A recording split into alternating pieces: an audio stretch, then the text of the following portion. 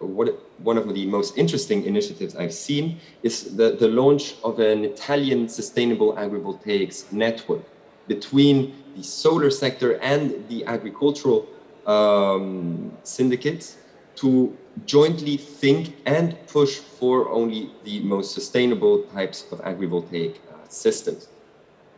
And this potential is huge because, I mean, like in India, if solar were deployed on only 1% of Europe's arable land, the technical capacity would be more than 900 gigawatts, which is 6 times more than the current installed capacity in the EU. However, as I said, the developments are quite patchy, and there's going to be no coherent definition at European level, and there are no very clear regulatory frameworks in all of these places. It's for this reason that with the Agri-Solar workstream, we decided to develop the first Agri-Solar best practice guidelines to bring a little bit more detail to the Agri-Solar project and the way we develop projects. Because the principle behind Agri-Solar is quite straightforward. You combine a sustainable agricultural practice or project with a photovoltaic installation. However, this dual approach is really, can generate a lot of very positive synergies, notably in terms of increased crop yields or reduced water use, but also comes with a higher degree of complexity, which requires an important degree of foresight to ensure the project quality is maintained and that the project can operate both as an agricultural project and a PV project. So as Chairman Mehta said, there is already a lot of available experience on what crops to grow, but there's also a lot of experience on how to design the PV system, how to optimize it, and how to ensure that it is done in a good way. But it's also important to keep in mind that even though we know a lot of things, there are a lot of things that we don't know yet. And so for SolarPower Europe, it will be very important to continuously update these guidelines as we learn and move forward. So what do we mean by Agri-Solar?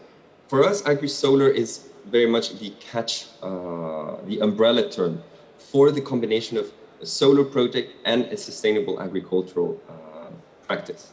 The key element here is that the solar is providing a service that is of agricultural nature, but also that the agriculture comes to complement the solar project.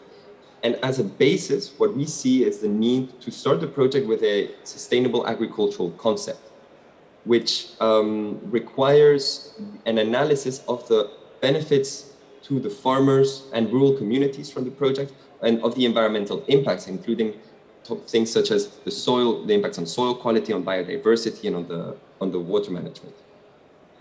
And once you start with this, you unlock a lot of very disruptive applications which capitalize on this dual approach. And notably, you can think about the deployment of solar barn on roofs, which provides a very useful infrastructure for agriculture, but also using on-site solar PV to refrigerate agricultural buildings. Now, one subset of Agri-Solar for us is agricultural photovoltaics or Agri-PV. And these are systems in which there is a co-location between the PV system and the sustainable agricultural activity, which requires what we call photon management, which means the optimization of the amount of light which reaches the crops or the agricultural activity and the PV panels, which allows, as you can see on the screen, systems such as this, where you effectively grow raspberries in this case, and have an effective PV installation. Now, the key thing here is that the design of the PV system has to be specifically adapted to the agricultural activity and to the crop needs quite specifically. And this is where a lot of the knowledge and the research is going to identify what combinations are possible. So in the Agri-Solar best practice guidelines, we identified 4 overall types of applications, the elevated Agri-PV of the Raspberry farm I just showed you, but also Agri-PV greenhouses. And a very traditional one, actually, which is open field Agri-PV, in which you can have agricultural practices on the same site as a ground-mounted system. And the final one are the agricultural buildings, on which I will go a little bit later. And just to make it clearer for everyone, these are the types of systems that we understand as Agri-PV. The report also identified a number of very interesting trends and innovations within the Agri-PV sector. One of them is the reintroduction of agricultural practices in existing ground-mounted solar plants. This is a project led by NL Green Power, and which we're really interested to see the results of in the coming years. You also have what is known as dynamic Agri-PV, which allows the dynamic orientation of the PV panels to optimize either the PV production or the crop growth, depending on the light needs or the shade needs of the crop in question. And then you also have a lot of work being done on a new generation of semi-transparent or even dynamically semi-transparent modules. As the one you can see on your screen, which is a technology which can change the transparency depending again on the needs of the crop in question. So maybe to go a little bit into more detail on the type of projects that we're seeing, I really find this Raspberry Farm project developed by Beva RE in the Netherlands, a really great example of the things that we're doing in Europe. So this system was installed over 3.3 hectares and with a capacity of over 2 megawatts, and use semi-transparent or transparent backsheets for the panels to optimize the light transmission for the raspberries. The panel efficiency was improved, but also it allowed the farmer to use less pesticides and due to more optimal rain protection. And crucially, this project increased the crop yield for the farmer.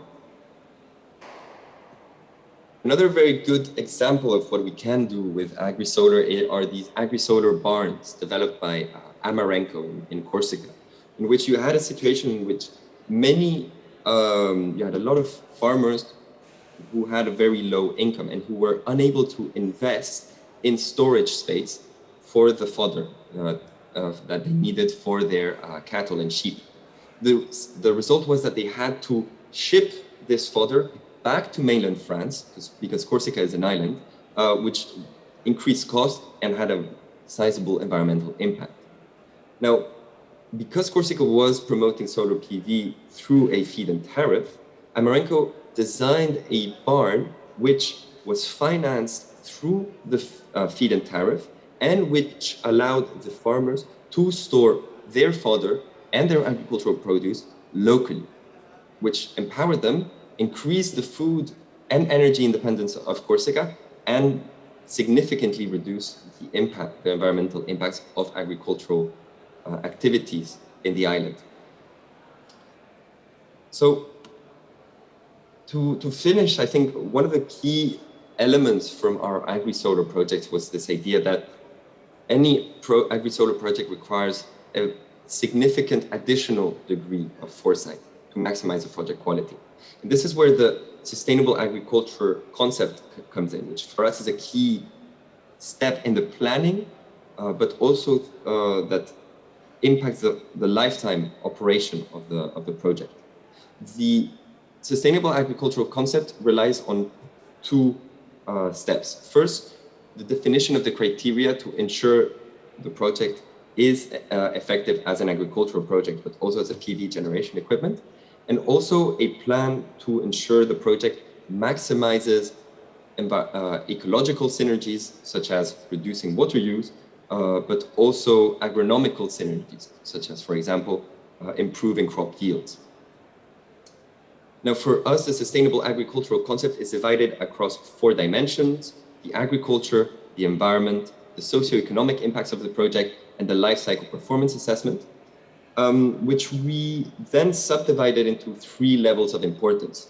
a must category, which is common to all Agri-Solar projects for it to be considered Agri-Solar, and then should and could requirements, which allow project developers to go increasingly forward in the sustainability of their project. And the result of this framework is the table you see on your left, which gives us already a basis to begin developing an indicative framework to assess the quality of an Agri-Solar project, depending on whether or not they respect, most importantly, the must criteria that any Agri-Solar project has to respect, but also the increasing steps in the quality performance, which we could allows us to then provide the benchmark you see on your left, in order to promote only the most sustainable Agri-Solar projects in the European Union. And maybe to end, for us, this is one of the key elements of any Agri-Solar framework, in addition to the very, very good points raised by Subrahmanyam before me, is that in addition to the support, in addition to the clear regulatory framework, you need a quality assessment framework to ensure that no projects which do not respect basic elements of an agricultural project, or which really don't operate effectively as a PV system, are not supported. While the projects which are developed correctly, the projects in which you really can see a link between the agriculture and the PV generation, can benefit from the, as speaker said before me, very needed support schemes. So that is it from my side. Thank you very much for listening, and I look forward to the rest of the conference. Hey Miguel, thank you so much. I'm so sorry. I had to just step off the dais for a second. So thank you so much for the overview, Miguel. It was highly liked over here. And in fact, I was speaking to the gentleman, Mr. Hitesh Kumar Raval. He's the director from Arca Global. And he would like to connect with you offline sometime later. So probably I'll share your email ID with him. Now may I invite Mr. Vivek Saraf, CEO Sunseed APV, for his presentation, for his discussion on innovative agrivoltaic designs. Vivek, please. Thank you, sir. Good afternoon, ladies and gentlemen. It's a pleasure to speak to you at this session. I'll just share my screen now. And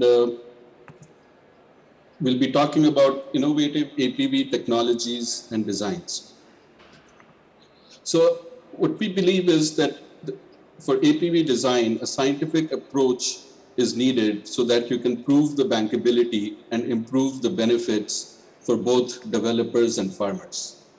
So we have a 6-pronged strategy for doing that design. And that's the number one is having elevated structures, utilizing the synergies between solar and agriculture, having light simulations and microclimate simulations to understand your growing environment, and then having agriculture models that are adapted to that environment.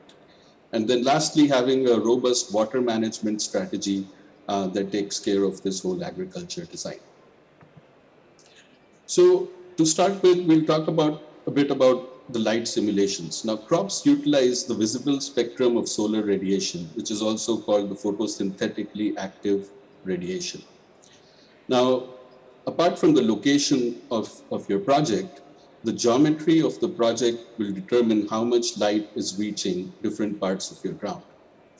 So the tilt of your panels, the ground coverage ratio, and very importantly, the height of the system as well, because that determines the homogeneity of the light, is going to determine the amount of light that reaches. Now, different types of crops require different light. So you have grains like wheat, rice, maize, that require a lot of light, like 40 to 50 moles per meter square per day. And then you have some trellis growing crops like tomatoes, capsicums that require 20 to 30 moles, green leafy vegetables like spinach and lettuce that needs less light, even less light at 10 to 15 moles. And then a similar amount is needed for rhizomes growing under the ground like ginger and turmeric. So based on what you want to grow, then you need to design the geometry accordingly, or vice versa, depending on what your constraints are and how you want to optimize it. And then the light simulation will give you the distribution of light on the ground, and it will not be totally uniform. So although your goal is to utilize all the land well, and you want to do have as homogeneous light as possible, it won't be totally homogeneous. So there'll be different light at different parts of the ground, and you want to use that information to determine your cropping layout. Now, the solar panel shade also has a very significant effect on the microclimate of crops. So the microclimate of a farm consists of the air temperature, the soil temperature, humidity, and the wind speed. And this microclimate can have a very big effect on very important physiological processes like the rate of photosynthesis, the timing of flowering, the nutrient absorption via the roots, and the quality of the fruits, because too much heat would cause sunburn. So I'll use this infographic to show you that how important it is to measure this temperature, because it will be different under the shade, and that has an effect on the crop growth. And in India specifically, there are very high temperatures in the summer, which actually create a loss of productivity. So the shade can actually be used to your advantage to reduce that temperature and affect growth positively. So if you look at this infographic, on a bright sunny afternoon, 37 degrees centigrade, the different surface temperatures will be very different under shade and without shade. So you have a tree here with some shade. Now, if you look at this on the green grass without any shade, the surface temperature is 42 degrees, whereas under the shade, it's 31 degrees. So you can see how much effect it can play.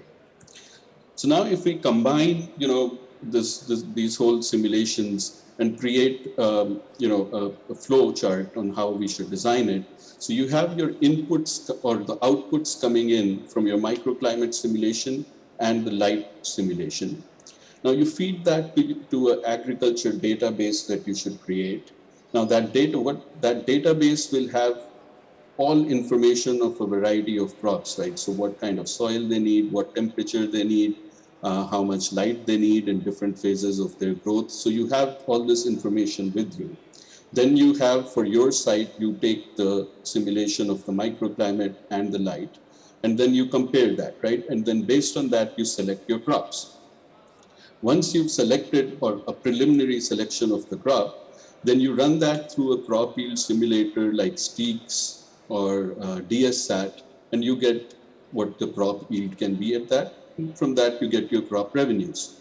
So now this would be an iterative process, because once you do that, then you go back, you can see, okay, if I change my design a bit like this, what's the change in the microclimate? What's the change in the light? How does that affect everything? Can I change my crop here? And then I see what revenue I can make out of it. So you can go through this process iteratively to design it. Similarly, on the solar generation side, because here we have a system which is not like a single surface, you can use the simulations to actually get your average albedo and then feed that into a PV sys to get your solar generation and solar revenues. So this way, this whole approach then gets you much closer to having bankable revenues and cash flows, which can help you finance the projects. Now, based on these design methodologies, what we have designed what we call an Apv Shade House, which is basically a combination of an elevated solar structure and a shade net house. And shade houses are, they're established things. So it's not because they cost a lot of money. So not a lot of them have been done in India, but the economics are well established and it's a common thing. So we have designed such a shade house, APV shade house, using cable stabilized lightweight structures, retractable shade nets, and are doing horticulture farming below them. Now, just quickly, cable structures, because the cost of APV can be high, right? Because you have all these elevated structures. So you want to minimize that cost, and cable technology is one way of doing that. So you could have different, you can have longer spans so that you have lesser foundations in your field at lower costs. So you can have like a 5-meter span, a 10-meter span, or a 25-meter span with cable structures, and they'll all be cheaper than rigid systems. And these are all projects in India that have been done using cable structures here.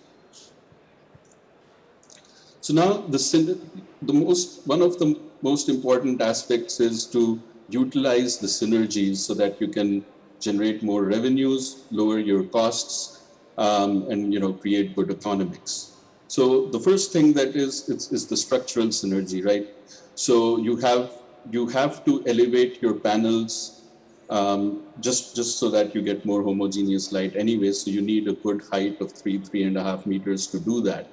Now, when you're doing that, then why don't you just use the structure to support shade nets as well, to support a trellis system so that you can grow crops vertically and utilize that whole space below the panels.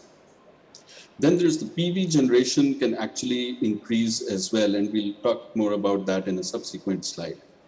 Then the operations and maintenance synergies, so you can use the same water for panel cleaning and for the irrigation. And also the labor synergies, because now you have a lot of farmers, farm labor in the field, and that labor can be used for cleaning the panels as well and other O&M activities. Then a given is, the civil infrastructure. So the solar project comes with, good lighting, fencing, land grading, storage. So all that generally is not available in India to, in agriculture farms because it costs. So all this infrastructure is used by the agri farm as well.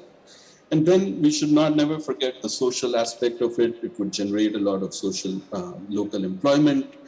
It would improve the acceptance of solar projects in a lot of areas. And also, as the Kusum scheme envisages, the electricity that is generated can be used in agriculture feeders and have more distributed energy at megawatt scale. So now we'll talk just a bit about the generation aspect, because that's a very important aspect of this.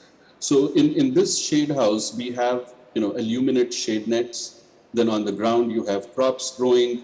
You have reflective mulches. On the walkways, you have reflective weed mats. So there's a lot happening there. And generally, agricultural soil has a low albedo of about 0.15 to 0.2. But with this whole APV system and all these aspects, you can have an albedo of 0.3, 0.35, which is kind of almost double of that of the bare soil. Then also you have, because for the light, you have more gaps between the rows, and you have higher elevation. So all that combines to give you a much higher bifacial gain, which we believe could be up to 2 times the bifacial gain what you would see in a ground mount. Then the other aspect is the temperature. So obviously we know that panels will generate more electricity if the temperature is lower.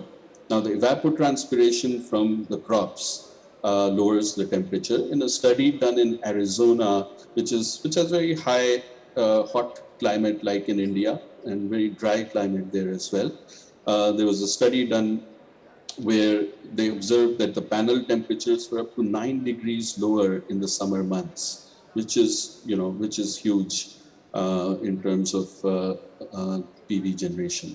So all these combined, it can have a big effect on the generation. So now if we take all of this and try to take a look at the incremental economics of APV, which is, I guess, the bottom line, then here's the numbers. So on the left, I have some of the design specs listed for which these numbers are being mentioned. And then it also includes all the agriculture infrastructure, like the irrigation systems, the shade nets, and crop monitoring systems. So the incremental capex of such a system would be about 60 lakhs. So this is per megawatt. So the incremental capex per megawatt would be 60 lakhs more than a conventional ground mount. However, the additional power, because of what we discussed on the previous slide, would be about 4 to 5, and this assumes bifacial panels, would be about 4 to 5% more power generation. Now, on the agriculture side, and these economics for shade net agriculture is kind of established, right? So all over the country, there are several examples, and we've done surveys to figure out how much revenue profit they're making. So you can, for 1 megawatt, which we're saying is about 4 acres, you can generate about 25 lakhs of revenue, which is 15 lakhs of profit.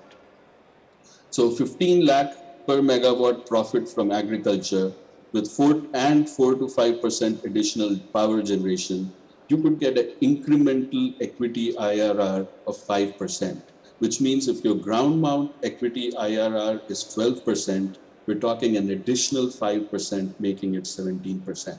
So that's what we believe is possible through this. We'll be very soon setting up such a shade house. By the end of this year, we'll have a couple of projects set up with this, and we'll get real data from it.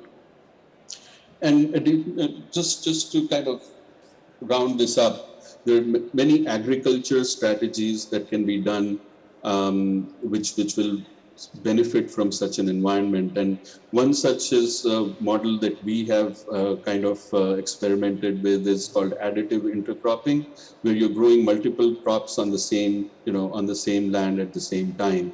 And things like these can even further improve your agriculture income. So that's kind of it. Just wanted to put one slide of what, as Sunseed, what do we do? So we're doing project design and consulting via partners providing full turnkey EPC services, and most importantly, doing farming operations, because developers usually don't want to get into farming. So we'll do the farming operation for you. So that's the end. Thank you so much. I'd like to work with everyone to kind of realize the true potential of APV in India. Thank you. Thank you so much, Vivek, for your presentation. Now may I please invite Mr. Shravan Sampath, Managing Director, Oak Ridge Energy Private Limited, for his presentation, Experiences with 110 kilowatt Agrivoltaics plant in NCR. Hello everyone, thanks for having me here, and thank you specifically Vivek for an outstanding presentation. It was very, very enlightening. I'll just share my screen.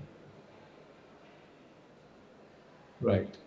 So we are a solar company, and we develop distributed solar projects across India. So mostly our work is in either the C&I space or government customers or industrial customers, where we set up assets tied into long-term PPAs, usually financed by Indian institutions or various other investors. So we got an opportunity to do a 110 kilowatt agrivoltaic at KVK Ujwa, which is just outside Delhi. And this was in fact tied into a Government of Delhi scheme. And this was the first agrivoltaic around the Delhi region. So we did a lot of work out here. So this is more an experience sharing, where we can tell you what it is that we basically learned in this process. So first, just some basics about the project. The project is 110 kilowatts, commissioned early this year. It's in a place called Ujwa, which is in the outskirts of Delhi, but within the limits of Delhi itself. We worked with a scientific partner called the Krishi Vigyan Kendra, which is a agriculture institute. So they have a research institute where they gave us land on a long-term arrangement. We financed it, of course, with equity and debt debt was from IREDA in this case. And we got so this is a standard hot dipped galvanized structure with 3.5, 3.7 meters of elevation. The power was distributed, these agriculture research institutes purchased the power from us by way of a long-term agreement. And Delhi has a concept called virtual net metering. So we were able to distribute the power from our system into various locations in Delhi. So this was the way the project was conceptualized. The agricultural aspects wise, the project is located in the agroclimatic zone 6, which the Trans-Gangetic Plains region, with an annual rainfall of 420 to 780 mm. And the temperature is, of course, the temperature of Delhi, which is 2 to 47 degrees. So major issue that we have seen in general with solar is that availability of land is increasingly becoming a problem. Utilization of agricultural land for solar deprives the farmers of their livelihood, and increased deployment of solar could effectively threaten food security at some scale if not integrated into agrivoltaics. So the concept of agrivoltaics is to integrate all of this and provide a viable solution that has both solar power generation and also agriculture. There is a significant alignment of this policy of these projects with the government policy. There is a Kusum scheme in place. There is distributed generation targets. There is net metering, which is available. So in all these schemes, there is a significant alignment, and the government of India has also made it a priority to ensure that farmers can generate surplus power and feed it into the grid. So this is how we specifically organized our project. We made it into 3 rows of solar panels, and each of these rows was separated by around 8 meters. The height of the frame, the distance between the columns was about 5.2 meters. Height was, I believe, around 3.5, 3.7 meters to be precise. And we organized it into 3 rows of panels which were located outside Delhi. This is the kind of design we used. If you see right at the base of these panels, this is a 2-panel structure, but at the bottom we had created a drain for water, and this water was allowed to drain out like this. That way we did not have water falling onto the crops. And we had in fact created a water harvesting system on the side, so that all the rainwater would get accumulated and would get stored in a harvesting pit. And that was the design of this particular project. So in terms of height, as I mentioned, 3.7 meters. The span is around 5.2 meters between from column to column. And the design was such that mechanized equipment could move underneath. And it was in fact done as of now, agriculture which is taking place. You can see photos of it right now. So these are mostly vegetables which are being cultivated. And the research institute that we have aligned with is doing it in a manner that they've integrated both, they've integrated the agriculture very well. So they have this large portion in front of the solar plant where the same crops are being cultivated with the same soil, the same pH, water, everything same, but without a solar. While there is solar located within this, there's agriculture also located underneath the panels. So that way there is a good case that in 1 or 2 years, one can clearly see what is the differential production of agriculture between those crops which are under our project and outside. So these are some more photos of what our plant looks like. It's a small video actually. I'll just play for you.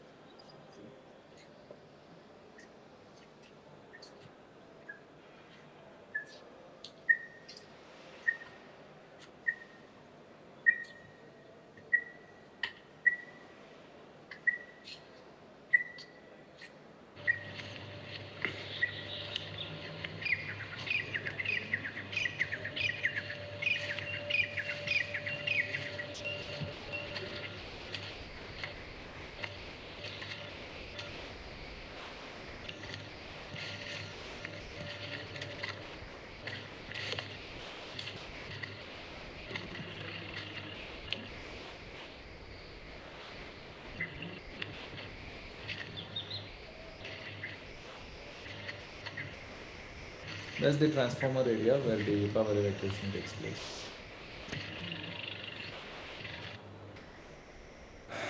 Right. So as we went through this process, there were a few key learnings, and I thought we should use a forum like this to share them.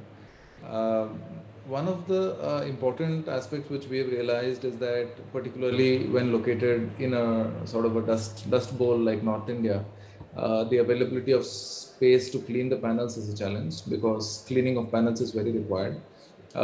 Maybe 2 weeks or 3 weeks, once in 2-3 weeks, somebody has to clean these panels. And I've been discussing with various experts in the subject.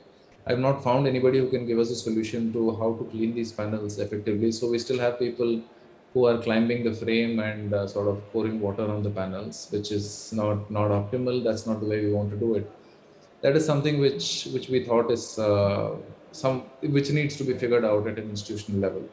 The availability of fresh water is also a challenge, because farms come in all locations, all kinds of places, and each of these projects is not large enough for us to get our own water from outside. And the water, always the farmer would look to prioritize the water for his crops as opposed to the solar plant. So in terms of cleaning, we find major issues in terms of obtaining timely availability of water. Luckily, we were in an agriculture institute, so there were some teething troubles in terms of arranging water, but and also this is fresh water. So the area where we were in, there was hard water and the pH was a bit high, so that water was not suitable. So actually, water needed to be obtained in tankers to clean the plant. This was a major problem. The other thing is, in terms of soil quality, we find that this is very different from a regular solar plant. So our foundations were very, very deep. We did a lot of piling and concrete piling to install the plant. But even having done that over a period of 5, 10, 15 years, if tractors are going to be running around our foundations, we need to have a sense of whether the soil can loosen up, and that can sort of impact the structural stability of the structure of the solar plant itself. So I think this is something which we need to figure out. Also, there's constant watering happening. The soil is getting moist, and the nature of the soil is changing over the years. Because agriculture tends to do that, with all the additives and with all the farming that takes place. So we need to figure out how the structural stability of the plant can be maintained over a 25-year period. During construction, and as we try to scale this business, one of the important problems we face is that who exactly is the buyer of power, and at what price. So we are finding that all these new tenders of Kusum come with something like 3 rupees or 3.1 rupee tariffs. And these are not conducive for such elevated frames. It's very unusual that these kind of cappings are taking place even without the market getting opened up.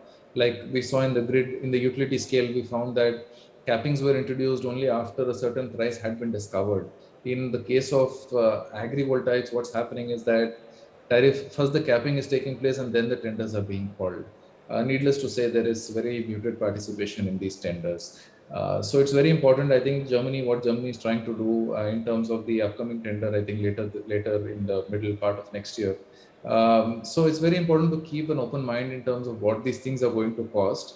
I don't think it's a straightforward calculation that there is going to be an IRR upside of this much percentage or that much percentage.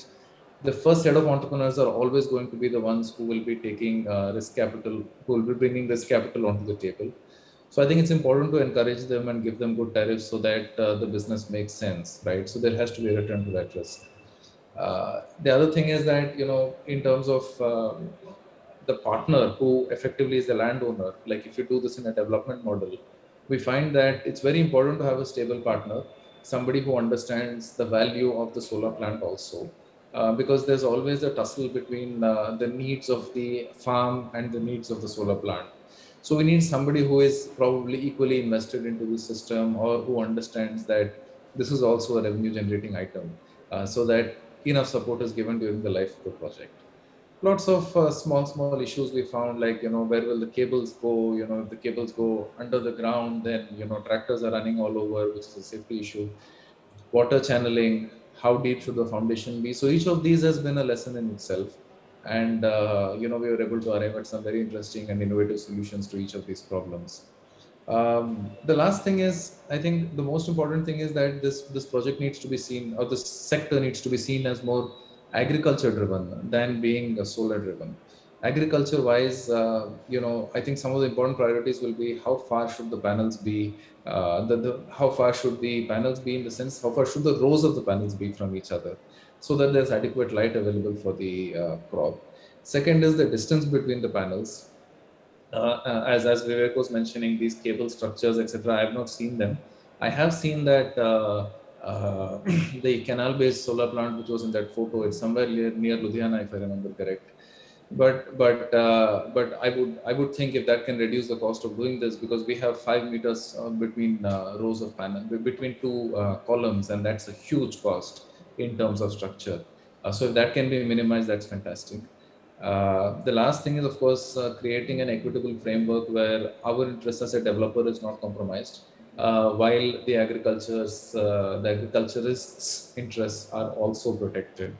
I think these are the most important things which need to be figured out, probably at an institutional level. At the moment, I think one of the important things is to have a open-minded tender framework with reasonably good remunerative tariffs, so that so that entrepreneurs can take risk and figure out what best works in this ecosystem. I think we are at least 3 to 4 years away from a stable, growing sector like agrivoltaics. And for the early movers in the space, I think there is a need to have a more conducive bidding framework and more conducive tariffs. If all of this is done, I'm sure this will be a great sector for solar going forward.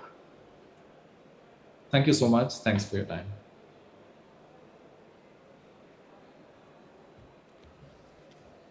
Thank you so much, Shravan, for the nice presentation, visually very nice. Now, may I please invite Mr. Maximilian Verast, researcher, Agri-Photovoltaics, Fraunhofer Institute for Solar Energy Systems, for an overview on international agrivoltaics. Max, please. Yes, thank you very much. I hope you can all see my screen. Yes, also thank you for the invitation to speak today, especially also special thanks to IJEF, who is keeping up the conversation of agrivoltaics quite on a regular basis. So I think this is also very much needed, as it's an emerging sector which is still not quite developed yet, holds a lot of promising potential. So yeah, to summarize some points of the previous speakers, which had very interesting presentations, which will have hopefully also some good discussion points after that.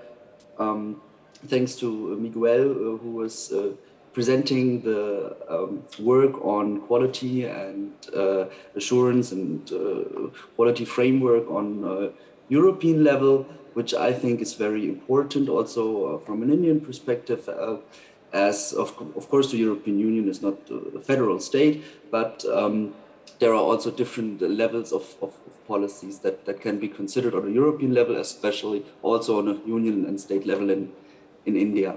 And we also heard Vivek and Shravan about innovative technical systems to be experimented with and piloting in India, especially concepts of lightweight structures that reduce the cost of mounting structure, which is basically the biggest headache, so to say, if thinking about elevating and allowing agriculture below, as well as Shravan pinpointing the potential in urban vicinities, so that we can save the land close to urban centers, save it for agriculture, preserve the soil, but also produce the electricity directly there where it's actually needed the most in terms of light.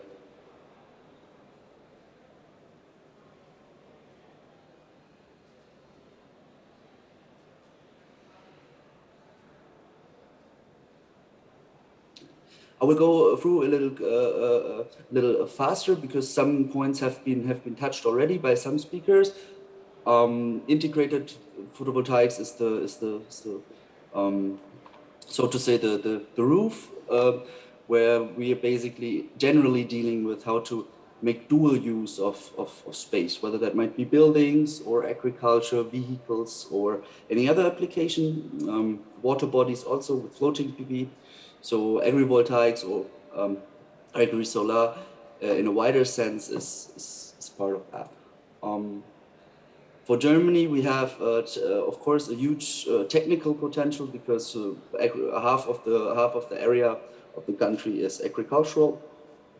So the question when we consider potential estimations, it's not so much actually about the whole or the entirety of the agricultural land, but more about the economic potential. And there we can estimate in the medium and long run deployment of 5 to 20% of the conventional ground-mounted deployment.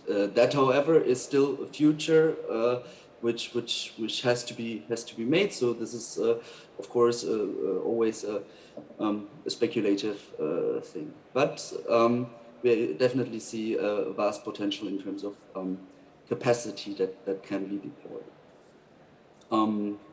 Attempt of classification. That's always an interesting thing because how to classify something as diverse as agrivoltaics, which is basically think about two different ways: open field, closed field, greenhouses, and of course the different hybrids between greenhouse and open field systems. Then we can distinguish between tracked systems and fixed tilt systems. And of course, we can also make differentiation based on what kind of crop, like arable crops, stable food crops, or more speciality, more permanent, or horticulture crops. So this is a slide which I particularly want to put a focus on today because this is something that has been negotiated and discussed especially in Germany for quite some time. It's the so-called pre-norm bean spec, which means that it is not an obligatory or certification, or that it is not a legally binding certification. It's a pre-norm, meaning that it's voluntarily, but it's also a first step towards a more formalized or a more binding certification. So negotiations have taken place between many key stakeholders in Germany over the course of 1.5 years, based on the findings of an earlier pilot project done by Fraunhofer in 2016 and 17. And based on this quite lengthy but also consensus-seeking conversation, this document has been drafted and agreed upon. And it's basically distinguishing between two major categories of system. In the first category, we have the overhead stilted systems, which are higher stilted than 2.1 meters, and the ground below is very much usable for agricultural activities during really like go throughout all the space there. There are indeed some specifications also for the amount of land that has to be effectively been usable for agriculture. Don't pinpoint me on the exact number. I think it's 85%. So 15% of the land is allowed to be used for the stilting columns, for example, or other PV system related infrastructure, but 85 should really be used effectively for agriculture. Then we have a second category. This category is for more or less interspace cropping systems. So we don't have much of a very high elevation. It's below 2.1 meters, and major agricultural activity is happening between the space. So we can see that, for example, with the east-west oriented vertical PV system, or with other PV systems that can be, for example, a tracked or a table can be adjusted there. In any case, for both of the categories, the agricultural usage must be the primary usage. So there is this notion that we don't perceive agriculture as an add-on on top of the PV system, but we more see the PV system as an add-on to the agriculture. This is important, as the cultural perception in Germany is in a way that we have to actually protect the agriculture, and we should mitigate the impact PV deployment has on the areas of reducing agricultural land by making a PV system that allows for agriculture and conserve the agricultural land.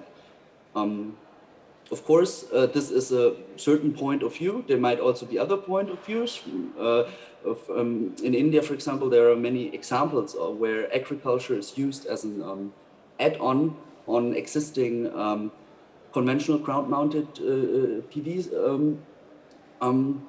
power plants. Also fair enough. But of course, yeah, there are different point of view, and it's the job of many of us and researchers also to figure out which application fits in which context best.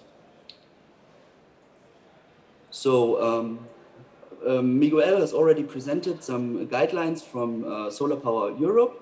Fraunhofer also got some guidelines specifically in the German context, which I think a second edition is just in the making at the moment. So hopefully in 2 or 3 months, we have an updated version already. This one, the current one, is from last year, and it basically covers the most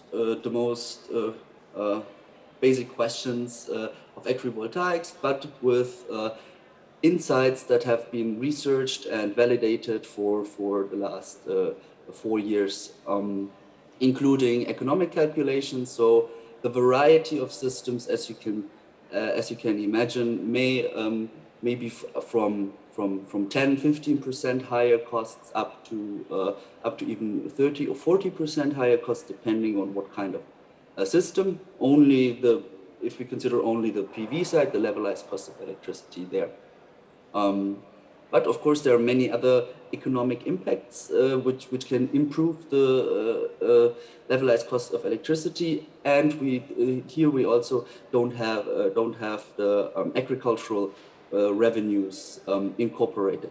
So agrivoltaics is more expensive than ground-mounted PV, plain vanilla PV, so to say, but it has much potential to be more cost-effective than rooftop.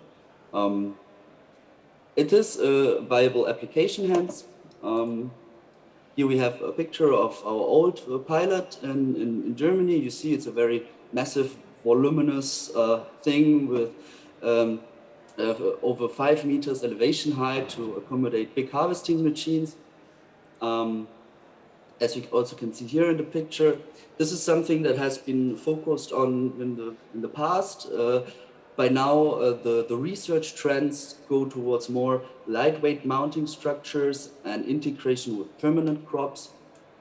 As you can see here, for example, this is our up-to-date, our recent pilot in federal state of Rheinland-Pfalz, financed by the Ministry of Environment, Energy and Nutrition, also in collaboration with BayWa. And yeah, it's just been constructed. The apple trees have been planted, and we are very excited to see the first results the coming 3 years.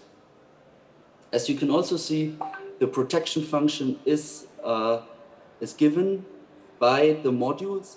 On the reference area, you have hail nets on shading nets, protection against precipitation, and this function is taken over by the modules. The modules themselves are also in a different in different variations. Sometimes here some glass space in between, but there are also modules where the cells are actually spaced out. So we will also see what kind of impact that has on the growth of the plants.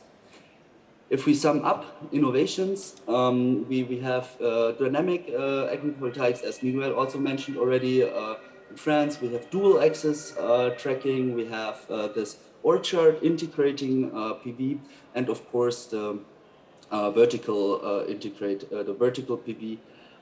However, vertical PV here has a lot of advantages in leveling up the production curve, since peaks of production is in the morning and in the evening when sun rises and sets. But experimentation with food crops specifically is still not yet done, or it's underway, but results are not yet published.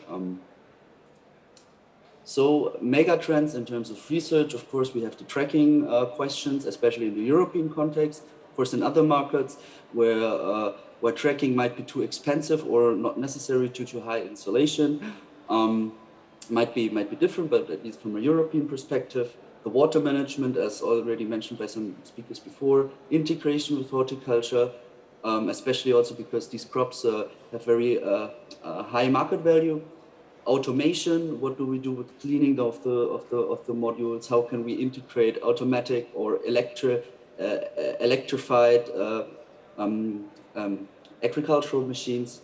Agronomical aspects, crop physiological, phenomenological crop data, and of course policy learning, since agrivoltaics integrates so many different sectors and stakeholder perspectives. Having integrated and advanced policy is very important.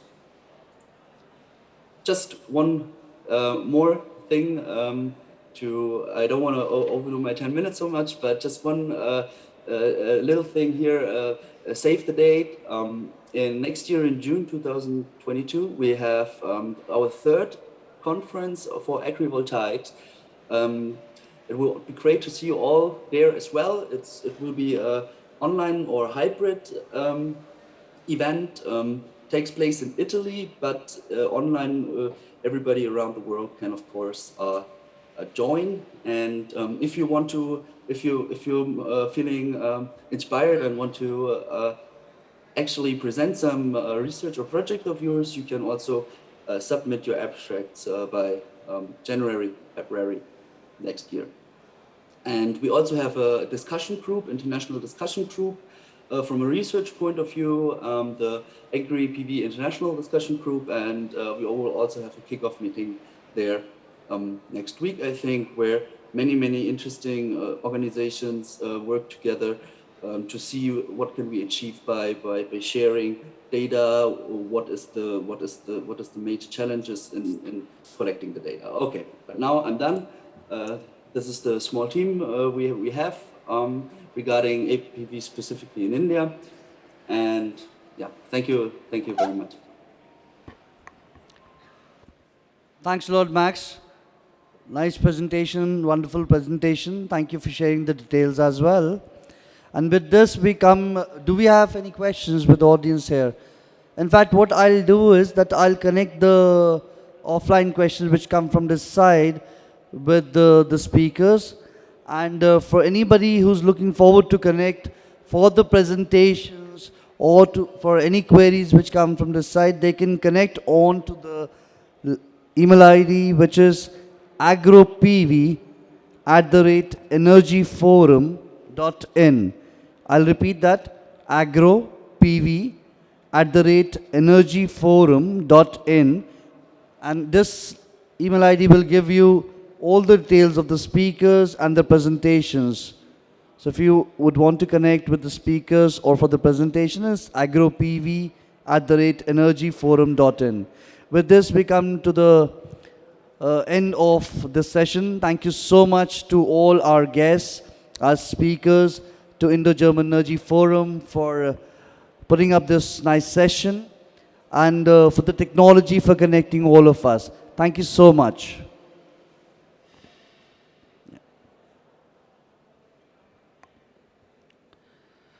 Ladies and gentlemen, with this we come to the end of the conference of the 14th edition of Renewable Energy India Expo.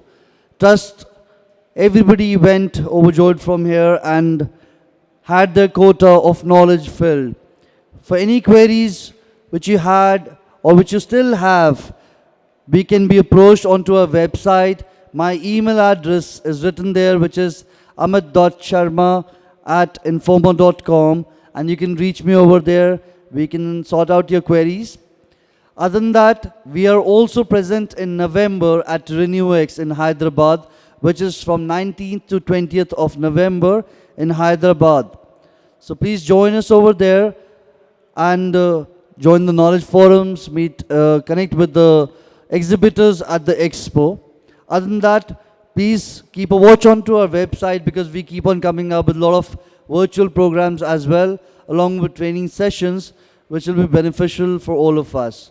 Thank you so much, and good luck. Stay safe, stay healthy. Thank you.